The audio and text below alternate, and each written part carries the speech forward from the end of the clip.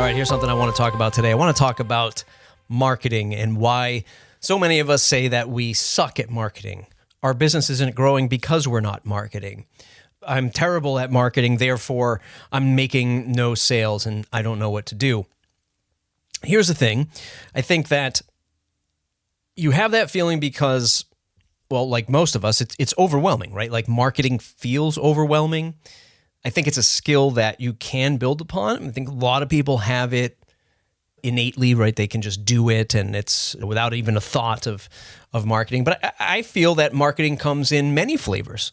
There's many approaches to marketing. And I think oftentimes people can, that overwhelm brings, I got a blog, I got a podcast, I got a newsletter, I got to do social media, I got to do landing pages, I got to do webinars, I got to do YouTube videos, I got to do in-person, presentations and speaking gigs. I have to travel to all these events. And yes, while that's all true, you don't necessarily need to do all of it, certainly in the beginning and certainly years into your business, right? Or whatever it is that you need marketing for. And I think the most important part is to start small and tackle like that one cornerstone thing that you can do really well. And for me, it's the essence of being able to tell the world who you are, why you're doing what you're doing, and how this thing that you're trying to promote or sell can be of value to a particular audience. Not for everyone, but for a particular audience, read customer, that you're trying to reach. Start small to tell the world who you are, why you're doing what you're doing, and who your product serves best. It is not something that is instant, that's for sure, which I think is another misconception of, I suck at marketing. Marketing isn't working for me. Maybe it's because you have expectations that you want results too soon. And I'll share like a tip, an idea on how to sell things maybe faster, to drum up sales faster at the end of this episode or towards the end of this episode. But I think that a lot of this has to do with not being able to take one tiny step at a time. So marketing feels hard because we're overwhelmed. We think we need to master all of these platforms. I say no. Again, I could be wrong. Take my advice with a grain of salt. I'll just tell you, how I go about it. Right? I don't do Facebook. I don't do TikTok. I just started doing Instagram, and by just starting doing Instagram, I'm putting up reels for the WP Minute. I converse on Twitter/X, but even I'm not very good at that. I feel like I'm good at it, but I see other people who are really good at it and constantly have their Twitter threads or their conversations are constantly bubbling to the top of my algorithm. I see this also on LinkedIn, which is another place I kind of dabble. So if I say rank the social media sites that I spend the most time on, for me, it's Twitter, because I do like to be able to have these quick micro conversations. I like to be able to hop in and hop out of things. I like to see, quite literally the way the feed works is it's just mostly text and you can see things faster. So from like a scanning perspective, I've always felt like Twitter and that sort of feed as it is I can just see more, like literally see more content on a screen versus something else, especially versus something else that's like more visual, like Instagram or TikTok. And even against LinkedIn, right? Because LinkedIn has just like a ton of visuals these days where there's a lot to, I feel like when I'm weeding through things, LinkedIn is the place where I have to like weed through a lot of stuff. So I just focus on the platforms where I feel I'm best fit. This podcast, my YouTube channels, other podcasts, Twitter. 20% of the time, find me on LinkedIn, right? So like, I spend the most time there, but now slowly branching off into areas like Instagram, like I said. So there's that overwhelming feeling. Imposter syndrome, feeling unqualified to share your work. Hits me every single day, every single hour, and I'm sure it hits you. I think that it's a good thing to a degree because it's you knowing that you care about what's about to happen. In fact, most of the problems with marketing and sales is because you overly analyze things, as I do, maybe, and you just don't get out of your own way till you kind of like walk yourself back from, the sale or, the marketing program or whatever it is that you have to do.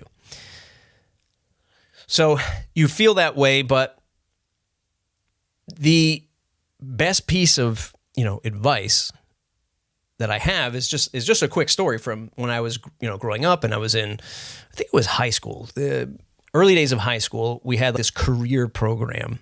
And this career program was, looking back at it, of course, was to get the students to have more confidence in whatever career it is that they wanted to pursue, but to like logically think about every step that goes into a particular skill that they have. So in this particular career program, it was like if you had a particular skill you were really good at and you thought you could pursue this in life, then build the steps towards that. And for me, it was computers, right? I mean, it's what I was always interested in. And I remember the teacher that was teaching this program would say, okay, come help me set up my computer. Because you got to remember, this is many, many years ago, and this is when like computers were not in every single office.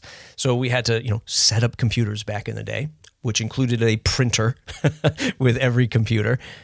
So I remember helping her set up, and she's like, wait, outline everything that you're doing for me. I want you to outline everything that you're doing for me so that I know every step that you took, the reasonings, yada, yada, yada. So I remember just like plugging in the printer cable, right? And in my head, I'm thinking, well, okay, I'll talk about installing the printer software. I'll talk about, setting up Windows and like all these other like things that were, still pretty high level, but were most important. So I plugged in the printer cable and she said, what was that? Why didn't you write that part down? And I was like, well, what do you mean? All I did was plug it in. And she was like, okay, but what did you plug in? I plugged in the printer to the computer. Okay, but it wasn't just the printer to the computer. You had a cable. Which cable was it? It's the printer cable. What does the printer cable look like? And I said, so I started to say, what do you mean? It's just this printer cable. It's a printer cable. Don't you know what a printer cable is? And back then, nobody knew what a printer cable was. People barely knew what a mouse and a keyboard were and how to even interact with these things. So she forced me to slow down and look at every little step that I was taking to help me realize that the most basic thing that you might know in your business or your product, other people don't know.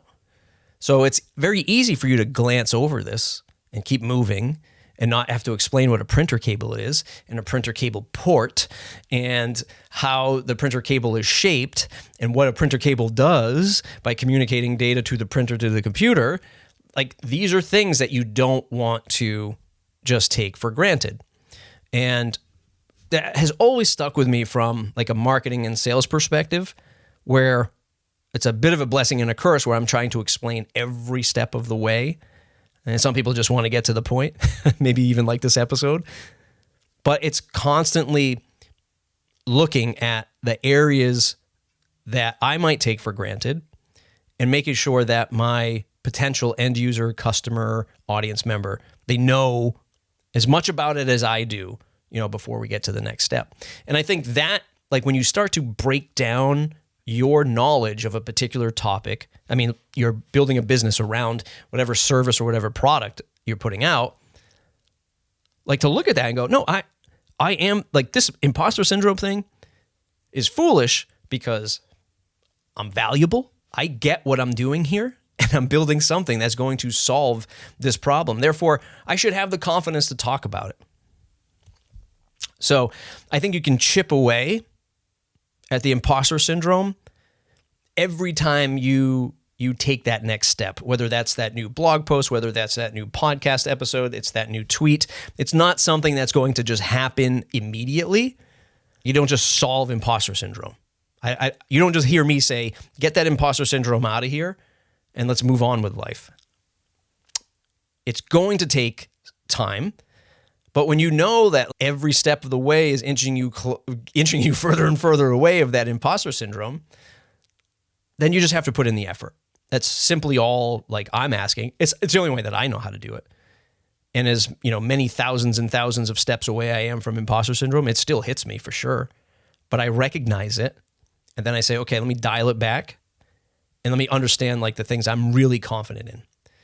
If you have imposter syndrome that just like never goes away about a particular thing you're trying to market or sell, it's probably because you're not ultimately convinced that your ability to build this thing and to service others, you're not ultimately convinced on yourself, or you simply don't know that market as maybe sharply as you had hoped you did. There are ways to work towards that for sure, but I think like when you truly understand the service or product that you're offering and who it serves, you can take those steps to get away from imposter syndrome. And then there's, especially in the WordPress space, there's the misconception of promoting is just like annoying and inauthentic. It can be annoying depending on like the volume of, stuff that you're constantly putting out. But I can tell you, like in the sense of social media and with so much stuff going on, what we're up against is, so much stuff going on. There's so many choices, so much content that's out there.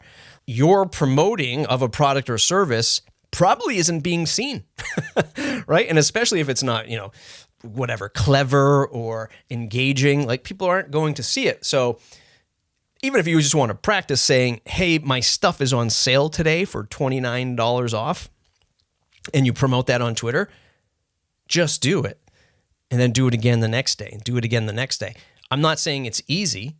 What I'm saying is that I think most people don't even recognize that you're being overly salesy, if that's a phrase.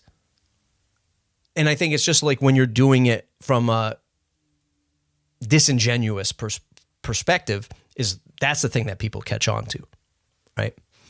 So you have to sell. I think everybody in business, anyone who has a freelance business, service-based business, product, whatever, especially if you're on LinkedIn, we all need to eat. We all need to make that pitch. We all have to have that pitch. So I think for most of us, let's get over it, right? If somebody has something that they're offering, why not prop them up? You as the person who's promoting, just, don't feel so ashamed. Now, if you're doing it every 1 hour and you're jumping onto other threads and you're like, hey, go buy my stuff, and you're thread jacking and you're going in and you're saying, well, I got this, somebody like I promote my podcast and then you hop into my thread and say, I got this podcast too. Well, okay, well, maybe we need to talk. But as long as you're not just being an outright, animal about this stuff, then we should be pretty good. So when you dial it back to, at least in my opinion, that marketing is telling your story authentically and you want to connect with the right people, at least as your phase one, none of this stuff should get in the way. The imposter syndrome, thinking about being overwhelmed because you're thinking about all these different customer and buyer avatars. You're afraid about promoting and being inauthentic. When you scale it back and you say, look, my marketing, at least in phase one of this new product or venture that I'm launching, is to tell the story about who I am, how I got here, why I want to serve people, and why I think my product is right, then you're reframing marketing into something that is just much more natural. And I like to think of it as, for comedians, they have their hour special, right? If you're into comics and you're watching these comic specials, they have an hour of stand-up that they do. But that hour can take a year, 2 years, 5 years, 10 years to build up. And these comics are constantly going on stage, right? Night after night, literally, starting with an idea of a joke or a premise and working that into the audience. And what are they doing? They're failing constantly. Your favorite joke of your favorite comedian that you heard on your favorite 1 hour special of them, that started as something probably terrible, right? And it took them hundreds of times to say it, to be on stage in front of people, to refine it, to working it, to getting the cadence down, getting the tone down, facial expressions, body language, like all of this stuff to get that perfect joke. And marketing will always feel overwhelming to you if you're not practicing. You must practice. You must practice. And the best approach to that is, again, start small. One blog post, one podcast episode, one YouTube video. Obviously, you know me. I am a fan of podcasting. I also like YouTube, but I also like podcasting even more. I think audio is great. I think audio is, in my opinion, for my money, audio is more engaging than a video because it's in your ears, and most of the time it's more long form. It feels more personal. You can be doing other things. So you're in these settings where you might be listening to this while you're working out, while you're driving in the car, while you're doing yard work, while you're doing the dishes. And we're in this together kind of thing. Whereas video is, okay, it can be engaging for sure, but you're just in that one moment in front of a screen watching this video, either, being entertained or trying to learn something.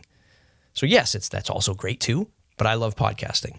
But for you, it could be just social media, which then evolves into a blog post, into doing multiple blog posts, and into doing newsletters, right? I like the podcast stuff because you can use that as content that can be, repurposed, and you can build from these ideas. And quite literally, like a comic, I'm practicing while I'm talking in this microphone. You can too, which is a great way to cut out that imposter syndrome. Hey, Matt, why are you so good at sales? Well, number one, I don't think I'm great at sales. I don't think I'm good at sales, okay? I just sell stuff that I think provides value, that I can find other customers that need it, and I can do it in a consultative way. Having said that, I also sold cars for a lot of my life, and nothing builds up thicker skin than folks, walking away from you in the parking lot because they don't want to talk to you. And not because of something you said or did. It's just because the mentality of buying a car sucks. And, you quickly learn how to have a conversation with somebody in a very human way to get them the information that they need to help lead them to the decision that you both want as an outcome. So, reframe that marketing. Practice more. Start small. Share your story. Find the value. Rinse and repeat until you can grow it over time. So, as I said at the top of this episode, I think for the struggling freelancer, agency owner, product maker, right? Especially now with AI, you might be building stuff. Here's the thing with AI, by the way. Yeah, you can build stuff with AI, but here's multiple challenges. Multiple challenges is when you start building stuff with AI, you eventually hit a technical hurdle, right? If you're just a power user like me, you don't know how to code, but you can do dangerous things with apps like Replit or Bolt. It's really cool. You can build some really cool things you've always wanted to build. But then you start to hit, once your idea becomes a little bit more complex, you need more features, multiple users to log in, and then you launch it, and then you need to sustain it, iterate on it. If you don't know what you're doing, you hit a technical hurdle pretty quick. At least I do. And then second, even if people are building things with this AI, which is allegedly, taking everyone's jobs and ruling the world, you still need to promote it. You still have this marketing issue, and you still need to be human, and you need to be able to relate to what you're building and how it's serving the audience. So it's not going to come super easy. And I think disruption is going to take a little bit longer than many people anticipate. But anyway, the point is to have your home base and to get people to a place that they know that you would consistently show up. So again, it's either that podcast, that blog, that newsletter, that YouTube channel, social media. And I think that you can sell through your early days of marketing by just gathering people. here's what I'm after, like, here's who I am and here's what I want to do. Can I get 5 of you on a webinar? Just 5, not 5,000, 5. Can I get 5 of you on a webinar for you for me to show you what I'm building? And by doing that, I will give you 50% off. Even if your plugin is selling for $40 and you get 5 people in a room and you spend an hour with 5 people and one person says, yes, I'll buy, and you only make $20, you practiced. You practiced. And that is the idea. You get people in the room, you're talking to them face to face. Because if you're having a problem scaling it and thinking about this marketing and sales thing at scale, you have to know the essence of that interaction. In order to sell 1,000, you must sell 1 first. And if you don't know what it's like to sell 1,000 and you don't know what it's like to sell 1, you got to start with that 1 and have that human interaction with somebody face to face, or at least in a virtual room, to have the discussion. And ask, will you pay me $20, $50, $100, $1,000, whatever it is that you're trying to sell. So start with a small group of the interested people who have attached to your story, who are your ideal first line of customers. There's many different layers of customers probably for a lot of products. You want to start with the most ideal first. Have that home base. So, to wrap up, I don't think you suck at marketing. I think you just need to start smaller, more personal, more human, more consistent. One platform, one message at a time. And again, I like audio, I like video because you can chop it up, you can talk about it, you're practicing, you can turn it into clips, right? You can draft a blog post based on stuff you said. Sometimes you're saying stuff on a podcast. Oh my God, where did that idea come from? Yes, okay, I will now write that down. I'll turn that into a blog post. I'll turn it into another podcast episode or whatever, right? It's great to be practicing.